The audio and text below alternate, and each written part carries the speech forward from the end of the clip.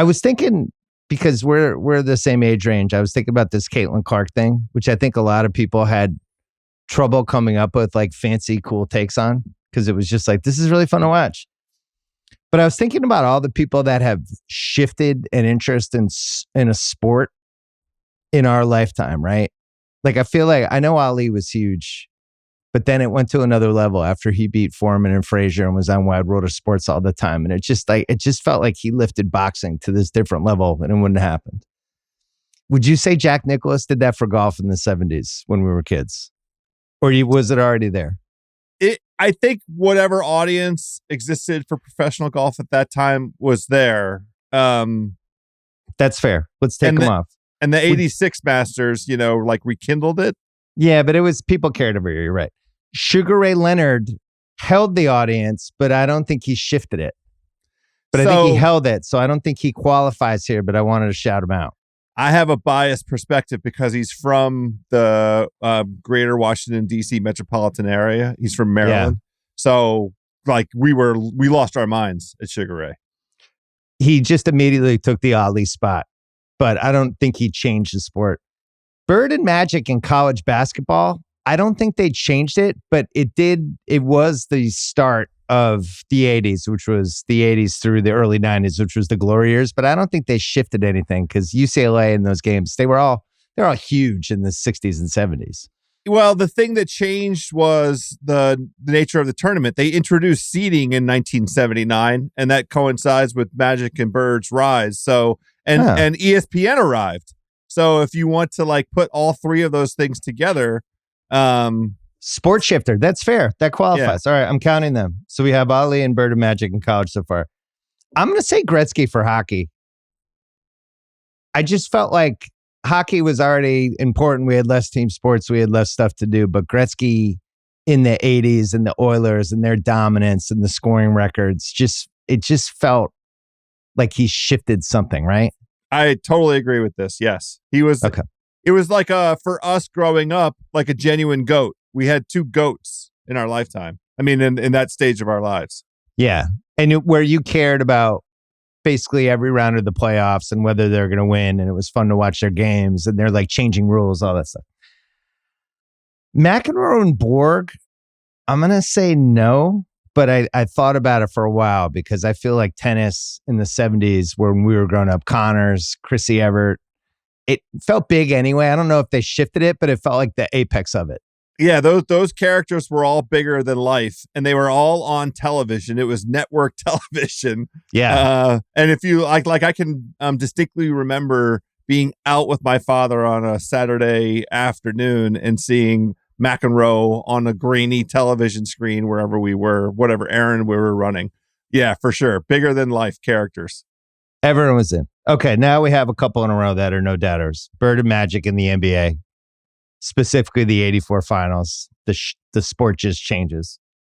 Mike Tyson in the mid-80s, bringing back heavyweight boxing. I'm not going to say boxing, but I'm going to say heavyweight boxing, because heavyweight boxing during the Holmes era, it started to shift into something else. And then all of a sudden he became appointment TV. So I'm giving him credit.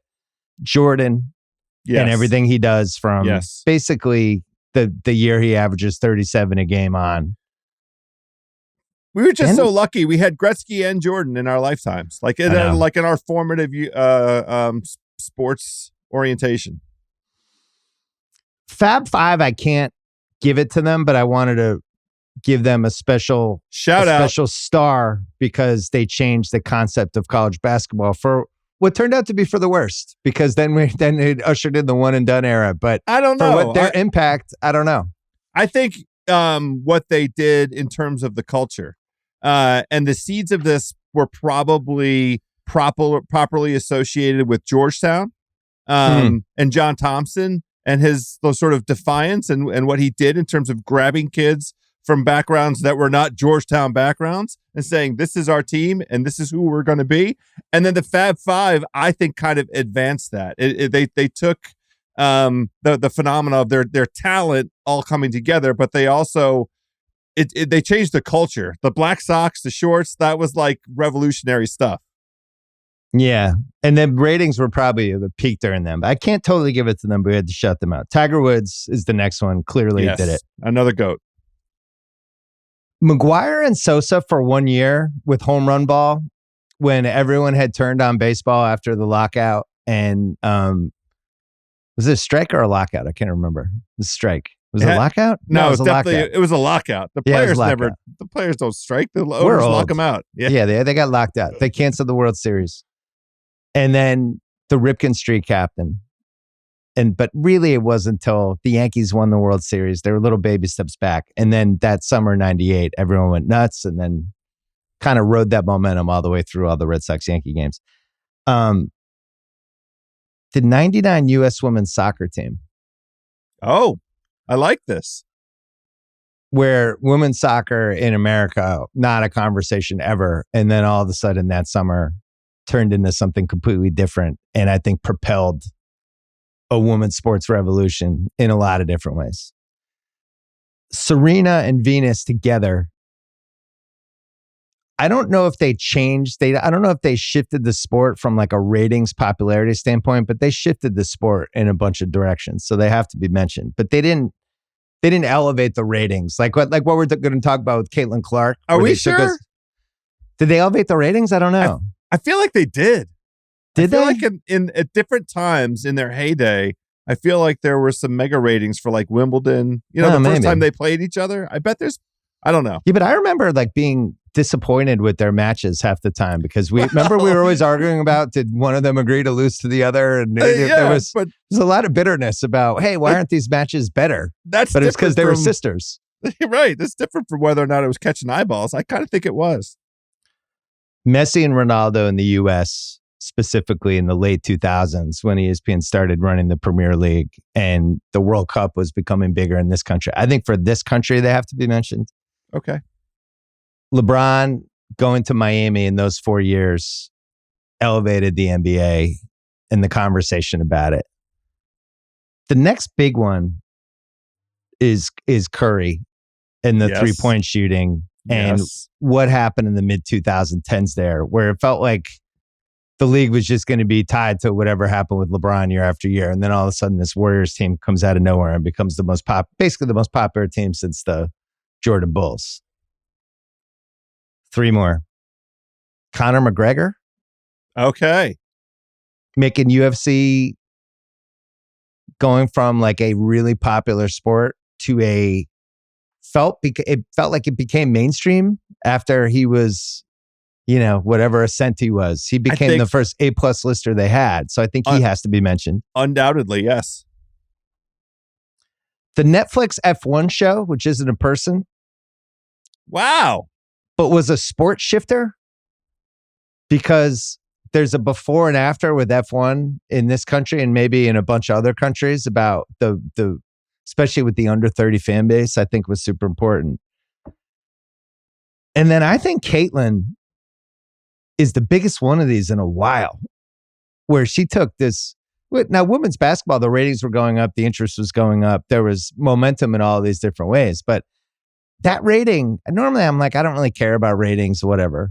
But to get 18 million people to watch at 3 p.m. on a Sunday afternoon in April was like shocking to me. That was the biggest basketball rating in 5 years. Well, the rating Friday night, like a 9 o'clock Friday night game, I watched it at a bar, and everyone in the bar came to the where the TVs were and surrounded for that second half. And it was like, an ongoing, it was a true throwback, like being in a bar, having a sports event that galvanizes everybody, and everybody's having a running conversation about what's going on in the game. Yeah, maybe that's what instead of sport shifting, maybe it's pull people over to the one TV in the bar, like who had that ability. Remember when we had the party in college and it was Tyson Douglas? Yes, of course. And we just had it on in the corner, and then all of a sudden Douglas started handing it to Tyson, and literally every guy at the party was just crammed on one side, and all the girls there just started like leaving unless they cared about the fight. Well, that was basically Holy Cross. Anyway. Yeah, that was Holy Cross. Anyway.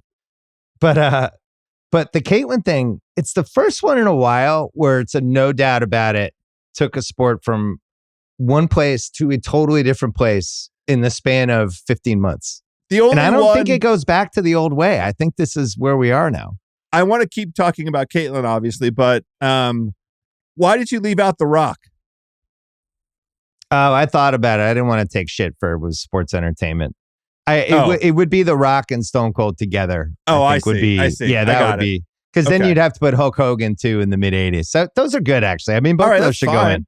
Yeah. So Hulk Hogan and then Stone Cold and The Rock. Fair. Okay. Anyway, but yes, on this Caitlin point, I think you're absolutely right. She is the right person at the right time, the right vessel.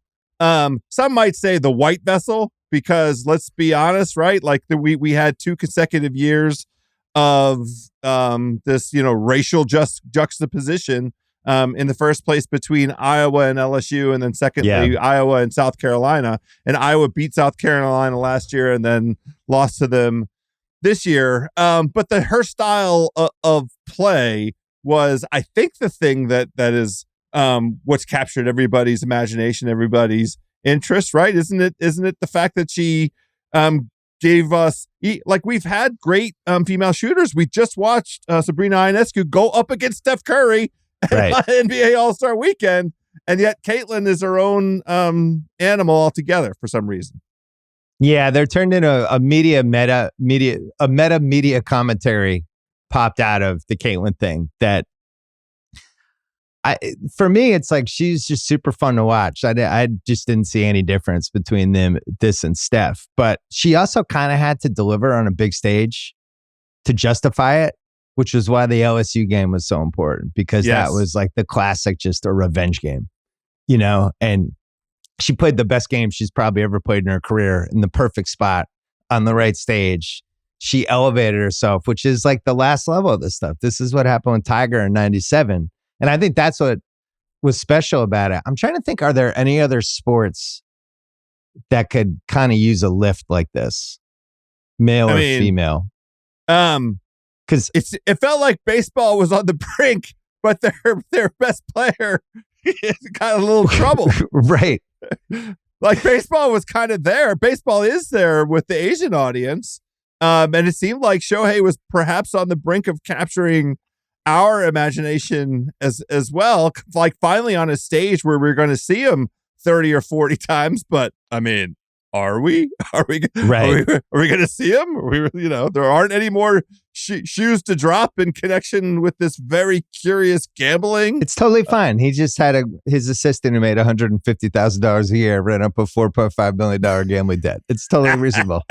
By the story. Let's all move on, everybody. I was trying to think, what would Ohtani have had to have done to shift the sport of baseball up a level? And I think it would have had to be like a 70 home run chase combined with the Dodgers trying to win 110 games. Because to get people to care about the regular season baseball that's not their team has now become an impossible task in 2024. You know what's sad is the season he had before he got hurt, if he'd had it on the Dodgers or the Yankees, that would have been national. Right. Every time he pitched would have been a potential moment, right? Because he had an incredible pitching season to go along with leading the league in the home runs. I think your instinct's right about baseball, because I don't think it can happen in hockey. The guys are like too fast and too good, and I don't think there's, like when we were growing up, Orr as a defenseman was just so different than every other player in the league. And then when Gretzky came in, he was just so different and so much better and faster and everything than every other forward in the league. I don't know how you would be that in hockey anymore. I think it's almost like degrees of... Yeah, it would need to be like a freak athlete, like somebody who shows up that's 6'8", 270, like is LeBron's size, but is like a crazy fast skater. It would need to be that. Oh, that's a good idea. So basically like that guy in the Rangers, but if he had LeBron's athletic ability and was just like an absolute wrecking ball. Because it's almost like in hockey would happen with sprinting, where the sprinting kept getting better and better. And then at some point it's like, all right, well, now we're talking about the difference between 9.8 and 9.7 and 9.7 and 9.7. Like at some point there's a ceiling on it. Yeah. I feel that way when I watch hockey. The guys are so freaking fast. Like, can you imagine showing us a hockey game from 2024 in 1978, like our heads would have like exploded. We would have been like, are these guys going to die? Why are they going so fast? It's probably the same experience we would have watching Steph Curry back then. Like, seeing guys shoot from, remember that there wasn't even like a 3-point line that anybody paid attention to. So one thing you'll notice, I left out NFL for 50 years on this. Because the entire time we've been alive, the NFL has been a monolith, and it really didn't matter who the stars were. Every year it was just somebody else, and that's kind of by design.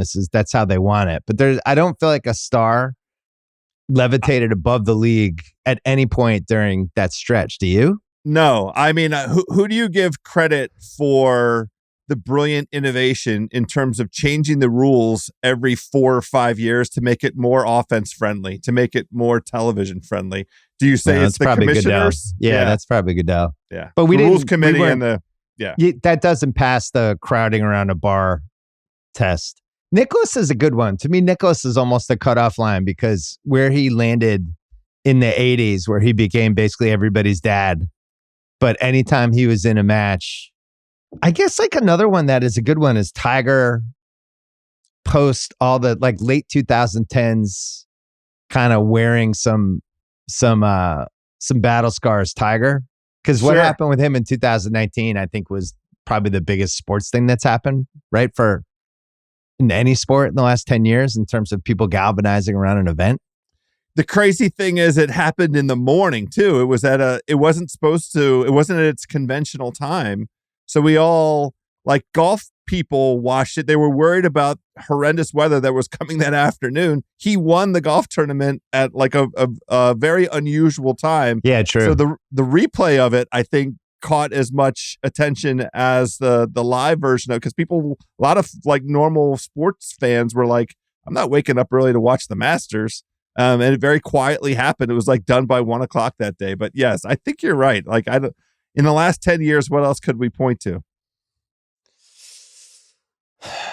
I mean, really, this Caitlyn thing the last 2 weeks, because now she's going to go to the WNBA, and I actually do feel like they had enough stars in there already, and they had enough of a foundation to get momentum, and now they're putting her in there. So now you're going to get the casual fans that come with her, and now we're off, and now we have more players coming, right? Like Beckers is going to come, and Juju, and everybody else.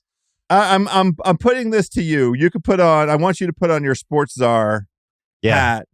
Let's fix the WNBA. Can we like just take care of some of the low hanging fruit? Can we at least get a schedule where they're not going up against other sport? Like, pick a schedule and own those days of the week. You know what day of the week there's nothing on in the NFL season? Tuesday. Give me the WNBA on Tuesdays, right? Give me just give them an opportunity to shine where their playoff games aren't buried. Like it's an insane schedule that they play right now. That's part of, to me, what has hampered the overall acceptance of that sport. Well, the style of play is 100 times better than it was 20 years ago. It's way more, the slash and kick and the shooting is just really fun to watch. The players are more skilled. Like, did you watch Juju in the tournament? I did. I loved it. I loved like, every aspect of it. Her coast to coast speed was kind of just stunning. Like I just did not expect to see that in a women's basketball game like that. But I'm with you on the schedule. They have to figure out some way to peak during the 2 dead months. Yeah. So even if that means they have to start the WNBA in like February, March, and kind of pick their spots with when the NBA kind of peaks. And, right now I think they start in May, but maybe you start earlier because you want to peak in July and August, I think. I would, think about the opportunity they would have if the WNBA season started in the next 2 weeks. Right. So the March Madness ends. Yes. The draft tournament happens. Ends. Yes. Oh, so that's, you know what? Yes. Yes. You just explained why they have to wait. I didn't think of that part. Women's tournament ends at the beginning of April. People have to graduate, so they can't really start till May anyway. Yeah. I mean, we live in an age where you can be in college and play professional sports. Those two are not mutually exclusive. Oh, all right. Let's talk this out, because remember in hockey, I remember this happened with the Bruins with Craig Janney and Bob Joyce when I used to care about hockey as much as the other sports. The 88 Bruins were making a run, and then those guys graduated from college and joined the team. It was like 88 or 90. It was one of those years. It was one of the Neely Bork years. But those guys came out of college and were like right on the team, and we were adding them. Maybe that's, so if WNBA started like February, they had the draft and you could just add the players to your team pretty much right away. Like, innovate. There's no reason you can't do that. That's Be pretty innovative. Good. Like, catch some eyes. You have this opportunity. Well, how many WNBA teams are? The other thing to me is it feels like they still have too many teams. So they have right now. I don't think they agree with you. Oh, they have 12 and the 2 expansion teams coming. 12 is actually pretty good. I think 16 is a good number. Because 16 becomes 8, becomes 4, becomes 2. 16 is a nice round number. Get these markets, right? Look at what the Midwest has shown us in terms of the enthusiasm. Yeah, but you don't want to make the mistake where that all these leagues do when they start getting a little momentum and then they just start expanding like crazy because they're trying to grab the expansion fees. Fair enough. We know that doesn't work. So you would say 16? I think it's a perfectly good number. 16 is good because you have the two conferences. Well, we'll see what happens because they have a lot of talent coming in, but it does feel like the other piece with the Caitlin thing, and then we'll move on to a different topic, is the imitators that are coming. Oh, right. 5th, 6th, 7th grade girls who have now watched her for 2 years and like, this is who I want to be. Same thing happened with Steph. Steph happened 5-6 years later. The first generation of Steph guys started coming in, and now you see this, now the shooting is crazy. So I wonder if that's going to help with that. All right. When we come back, who's your favorite sports shifter out of all of those? Tiger. Yeah, I think you're right. Without hesitation or reservation. I love MJ. And MJ was the most important must-see TV in my household, from as soon as he arrived on the scene. But Tiger just was transformative in so many ways. And he became, in the same way as MJ, a worldwide figure. I'm going to make the case for MJ. Okay. When he left, there was such a void that none of us knew what to do for like 2 years remember all the stories about who's going to be the next MJ? And we're like, not you. Nope, it's not going to be him. The ratings went down. The league just felt like it was in such a bad place. That led to all of a sudden start maybe shoving some bigger market teams in there. Maybe some teams are getting a little bit of help. The Larry Johnson 4-point play, all of a sudden that's happening. Kings Lakers game 6. Oh, very interesting. Blazers Lakers 2000. Some shit's going on. See, golf has been terrible since Tiger fell out of the scene. This is what made the PGA Tour so susceptible to live. I mean, yeah, plus it's true. The Saudis deciding they wanted to spend their money, but the Tiger void is never going to be filled for golf, and they're still scrambling about how to fill it.